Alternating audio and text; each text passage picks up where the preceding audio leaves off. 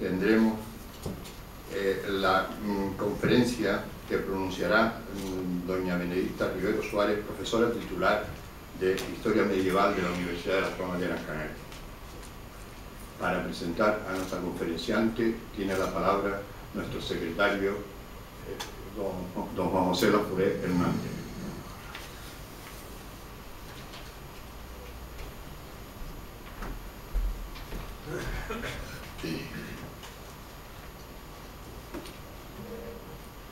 Señor director, excelentísimo señor jefe, señor delegado de defensa, autoridades, señoras y señores, amigos del país.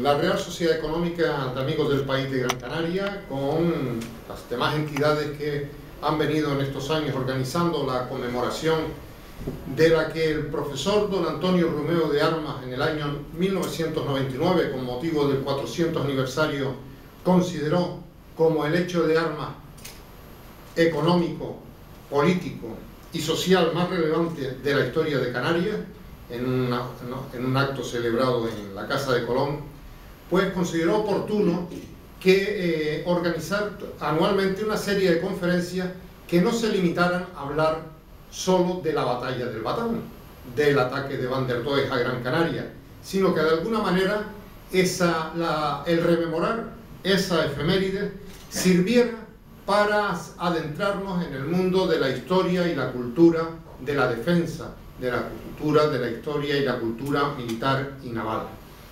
Y eso hemos venido haciendo, temas de historia, temas presentes, temas donde se entrevé el futuro de la defensa y la seguridad. En este caso, este año se ha optado por aprovechar la conmemoración de lo que, repito, consideramos un hecho importantísimo en la historia de Canarias, un hecho militar importantísimo y trascendental en la historia de Canarias, para también acercarnos a otro hecho importantísimo, fundamental en la historia de España, como fue la batalla de las Navas de Tolosa.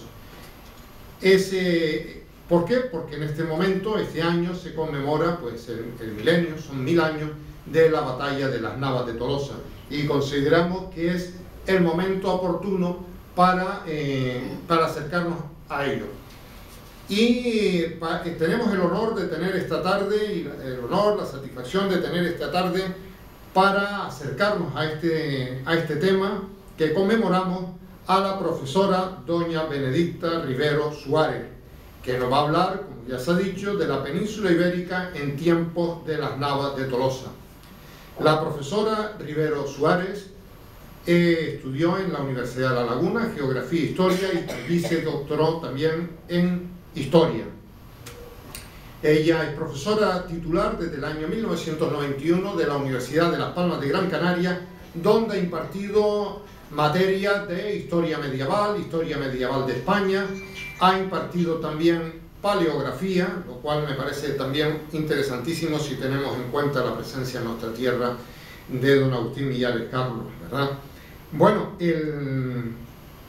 quizás la profesora Rivero Suárez, partiendo de esa base de formación de geografía e historia, pues ha enfocado en ese ámbito, digamos, entre grandes áreas, su trabajo de investigación, de presentación de comunicaciones, ponencias, de edición de obras en distintos congresos, en distintos ámbitos, referidas por un lado al ámbito geográfico y por otro al ámbito histórico.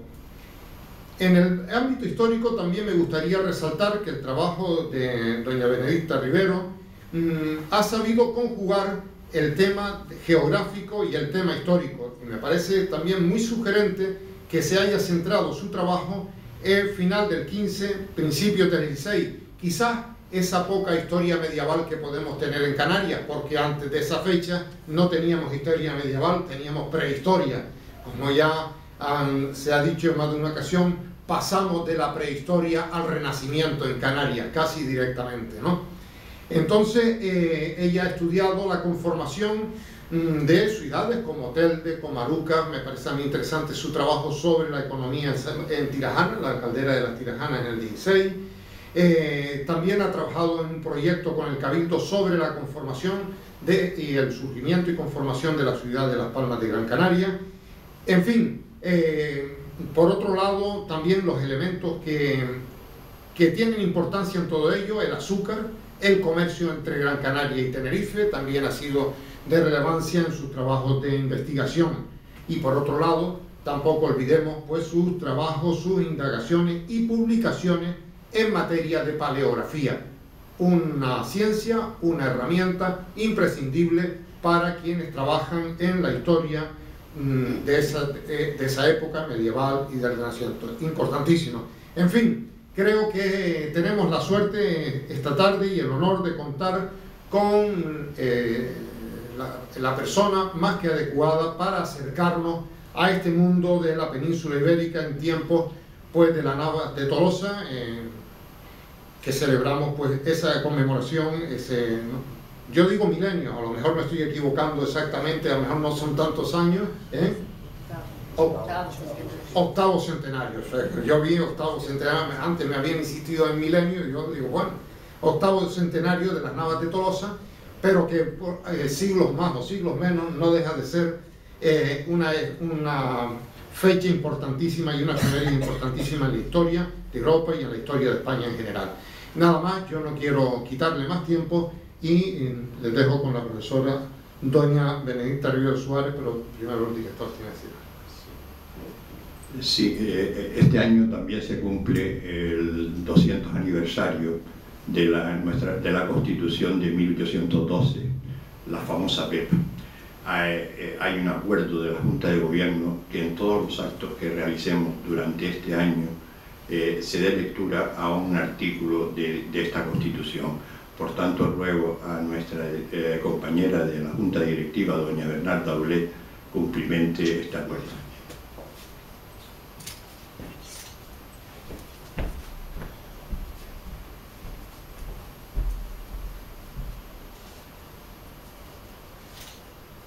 Paso a cumplimentar lo acordado. Título 1, capítulo 2, capítulo 2 de los españoles. Artículo 9. Está asimismo obligado todo español a defender la patria con las armas, cuando sea llamado por la ley. Muchas gracias.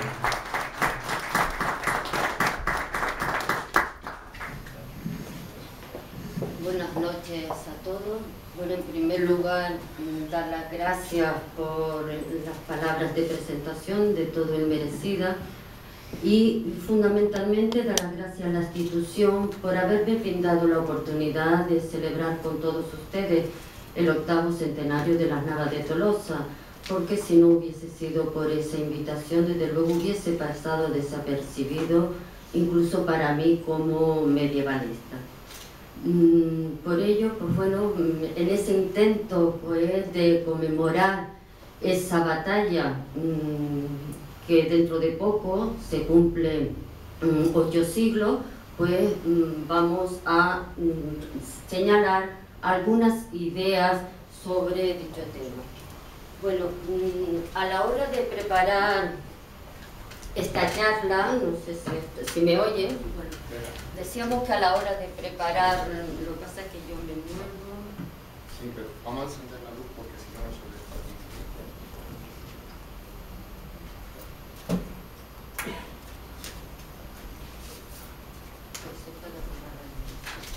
Decía que a la hora de preparar la charla me planteé en qué momento comenzarla, en tanto que las Navas de Tolosa no es un hecho aislado, sino que tiene unos antecedentes. Antecedentes tanto desde el punto de vista de los hispanos cristianos como desde el punto de vista de los musulmanes. Y dentro de esos antecedentes, pues bueno, y sobre todo los antecedentes, porque en las Navas de Tolosa se van a dar cita 3 elementos, que uno de ellos surge ya desde la época de la Hispania visigoda, y otros elementos, uno ideológico, por parte de los hispanos cristianos es la ideología de la cruzada y por parte de los musulmanes la yihad o guerra santa. Son dos elementos, pues bueno, en el caso de la yihad o guerra santa surge desde el mismo momento en que se produce la expansión de esa cultura y esa religión. En el caso de la ideología de la cruzada no llega a la península ibérica hasta la toma de Toledo en 1085. Y otro elemento por el que también se da cita evidentemente en las Navas de Tolosa es un ejército, pero un ejército que no surge en ese momento, sino que va a tener esos antecedentes incluso en la España visigoda y que paulatinamente se van a ir formando hasta llegar a el 1212 en la confrontación del ejército hispano-cristiano y musulmán. Por esta razón, como digo, pues bueno, voy a señalar el comienzo en la España visigoda de una forma muy sintetizada, de cuya época entresacaría tres elementos esenciales: la unidad religiosa tras el Concilio de Toledo, la unidad territorial que no se consigue hasta comienzos del siglo VII y la unidad legislativa que se consigue tras la promulgación del Liber Jodorowsky en el 654. No obstante, esa unidad conseguida por la España visigoda, siguiendo los modelos del Bajo Imperio Romano, queda rota a comienzos del siglo VIII como consecuencia del surgimiento de esa nueva cultura, esa nueva religión en Arabia que se extiende tanto a Oriente como a Occidente. Por la parte occidental, después de conquistar todo el norte de África, atraviesa en el 711 el estrecho de Gibraltar y comienza la conquista de esa Hispania visigoda. Conquista que no finaliza hasta el 716, pero al poco de finalizar la conquista de la península ibérica por los musulmanes, ya en el norte de la península, surge el núcleo Astur, que en el siglo IX ya se encuentra situado en la línea del Duero, espero que todos puedan observar, en la línea del Duero, como consecuencia del abandono de esas tierras por parte de los bereberes establecidos ahí tras la revuelta de los jarichís. No será hasta el siglo X cuando surja el núcleo de Pamplona, luego el denominado Reino de Navarra, el núcleo de Aragón, e incluso se produce la independencia de Cataluña la Vieja con respecto al poder de los carolingios. Estos reinos, aunque independientes unos de otros, se consideran herederos de la España visigoda. Es lo que se ha venido denominando el neogoticismo visigodo. Y es un hecho, se queda plasmado en el hecho de que al margen de considerarse reyes de sus propios territorios, se denominan a sí mismos reyes de España. Con el establecimiento del Emirato en la península ibérica, con capital en Córdoba,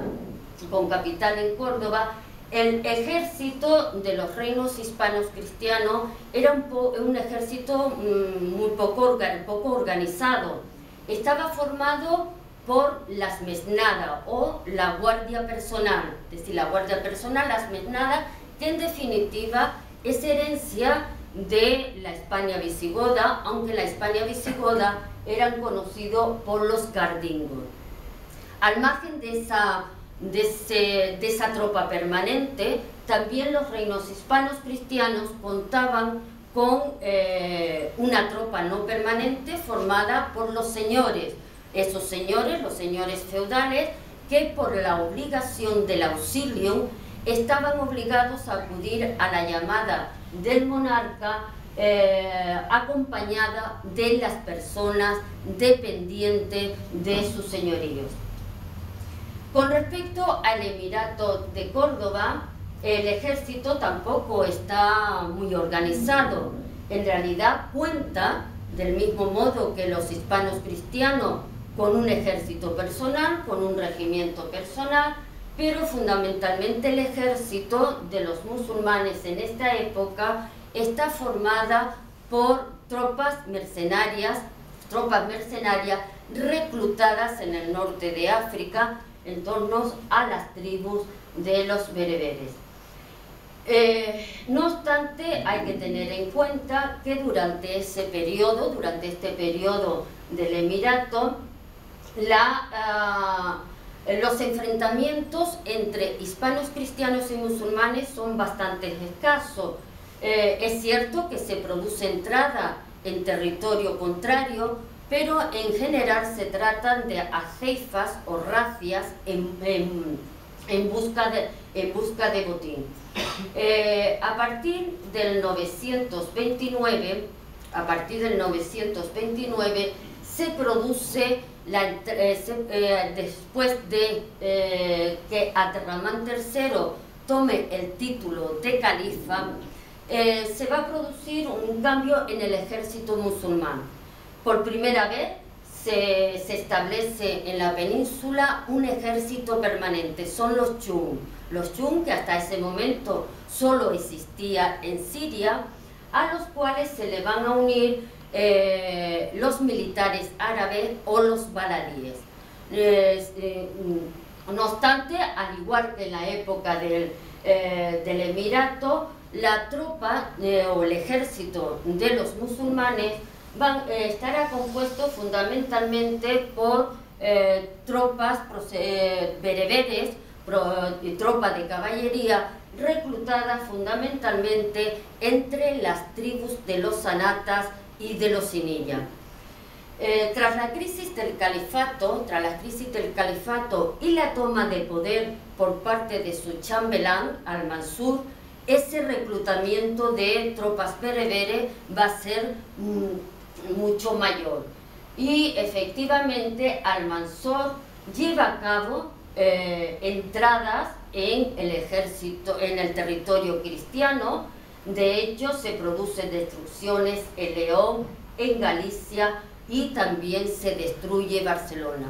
Pero en esta época, incluso durante esta época, estos hechos militares protagonizados por Al-Mansur no respondía a un interés de arrebatar los territorios a los hispanos cristianos, sino entra en la dinámica de Al-Mansur de demostrar a los musulmanes su poder militar y asimismo hacer gala de la proclamación de la yihad o guerra santa. No obstante, a pesar de esa situación, es cierto que durante este periodo, el periodo del califato, la balanza de poder en la península ibérica estuvo inclinada siempre del lado de los musulmanes. El califato, sobre todo el califato, se presentaba como un poder organizado frente a los reinos hispanos cristianos que todavía en este periodo se encuentra en proceso de formación. Pero esa balanza de poder va a cambiar tras la crisis del califato. Tras la crisis del califato, en el 1031 se rompe la unidad del Al-Ándalus y se disgrega en diferentes reinos de Taifa. Esos reinos de Taifa van a pedir ayuda a los reinos hispanos cristianos, por eso la idea de que la balanza de poder se inclina ahora al lado de los hispanos cristianos, y esa ayuda va a ser la petición de ayuda militar para evitar, por parte de los reinos de Taifa, evitar ser absorbido por otros reinos de Taifa. Esa ayuda militar se compensa con el pago de un impuesto conocido por las parias. Por lo tanto, durante este periodo de los reinos de Taifa, la coyuntura política del momento es la explotación económica de los reinos hispanos cristianos hacia los reinos de Taifa. Pero hacia 1177 esa situación va a cambiar. Cambia porque el rey de la Taifa de Toledo va a solicitar ayuda a Alfonso VI, en este momento rey de Castilla y León, para que le permita ocupar el reino de Valencia. A cambio de esa ayuda, el rey de la Taifa de Toledo va a ceder el reino de Toledo, que será ocupado por Alfonso VI tras la firma de una capitulación. Cuando Alfonso VI ocupa Toledo, su objetivo era cambiar en lo menos posible las estructuras económicas, sociales, políticas e incluso religiosas que existía en Toledo antes de llegar los castellanos. Pero Alfonso VI no contaba con un ejército organizado, un ejército formado para mantener el territorio recién ocupado, y por ello va a solicitar ayuda a las órdenes militares europeas, que por esa época ya estaba perfectamente organizada. Esta es la manera como en la península ibérica entra esa ideología de cruzada o la ideología de ir contra el enemigo de la fe. La minoría vencedora, y sobre todo la minoría franca, que va a venir fundamentalmente con la Orden del Temple, no va a ver con buenos ojos el respeto que los castellanos tenían hacia los musulmanes, ni tampoco la cultura orientalizante que conservaba o tenía la mayoría mozárabe. Por ello, va a plantear hacer una serie de cambios con respecto a los vencidos, y uno de los primeros cambios es convertir la mezquita mayor en catedral. Ese rechazo, de alguna manera, lo que demuestra es un rechazo a la población musulmana, va a ser seguida de una mayor presión fiscal a los reinos de taifas que todavía existen en la península ibérica, y por otro lado también se va a crear la fortaleza de Aledo, en el sur de la península, la fortaleza de Aledo, que los reinos de Taifa que pervivían en el Al-Ándalus van a comprender que a esa presión fiscal y a esa fortaleza por parte de los reinos de Castilla y León le seguirá una ampliación de territorio o un arrebato de territorio al Ándalus. Eso es lo que le lleva a los reyes de Taifa, de Sevilla, de Badajoz, de Granada, junto con los alfaquíes, a solicitar la ayuda militar de un poder que ya por esa época estaba consolidado en el norte de África. Me estoy refiriendo a los almorávides. Los almorávides, después de unificar el norte de África y tras la ayuda solicitada por estos reyes de Taifa, cruza el estrecho de Gibraltar y derrota a Alfonso VI en la batalla de Salaca o de Sagraja, un año después de que Alfonso VI hubiese ocupado Toledo. Los almorávides, se presentan como un poder musulmán que lleva a última consecuencia la yihad, la guerra santa, y esa fiereza de los almorávides hizo peligrar la toma de Toledo. Territorio, Toledo, que hubiese caído si los almorávides no hubiese tenido que entretenerse en intentar unificar o integrar al imperio almorávide el territorio de Valencia, que se mantiene, cuya independencia se mantiene hasta 1102, e incluso el territorio o la taifa de Zaragoza, que se va a mantener hasta 1110.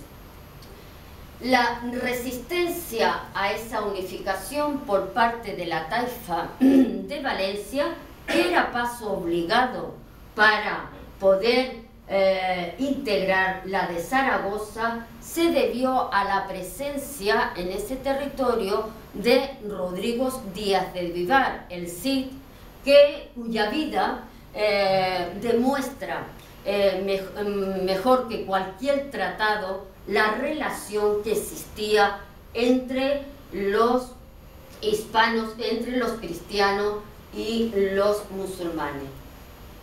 Con respecto a los hispanos cristianos, con respecto a los reinos hispanos cristianos y más concretamente respecto a Castilla, que es la que consigue un mayor avance llegando hasta Toledo, después de la muerte de Alfonso VI se produce una paralización motivada por dos hechos. Uno de ellos es la guerra civil por la que va a atravesar Castilla y León después de la muerte de Alfonso VI, y por otro lado porque con el establecimiento de los almorávides en la península era necesario reforzar el territorio que existía entre el Duero y el Tajo. Por su parte, los almorávides estuvo entretenido después de después de la toma de Toledo, como ya hemos señalado, en unificar de nuevo ese territorio musulmán. Ello es lo que va a permitir que Castilla y León lleve a cabo la repoblación de ese territorio que se encontraba por encima de Toledo, y lo va a conseguir por el hecho de que años antes, en la época del padre de Alfonso VI, que es Fernando I, se había ocupado Coimbra. Antes de tomar Toledo se ocupa Coria, y en el 1085, como hemos señalado, se ocupa Toledo. Detrás de estas tres cabezas, Coimbra, Coria, Toledo, existe un extenso territorio hasta llegar hasta la línea del Duero, que era necesario repoblar para poder hacer frente a los posibles ataques de los almorávides. El sistema de repoblación que se aplica en esta zona es conocido por el modelo de repoblación concejil de realengo. Muy brevemente lo voy a señalar. Consiste en establecer unas cabezas de alfoz o concejos que, en el caso de este territorio, que será conocido por las extremaduras o extremos duros, porque es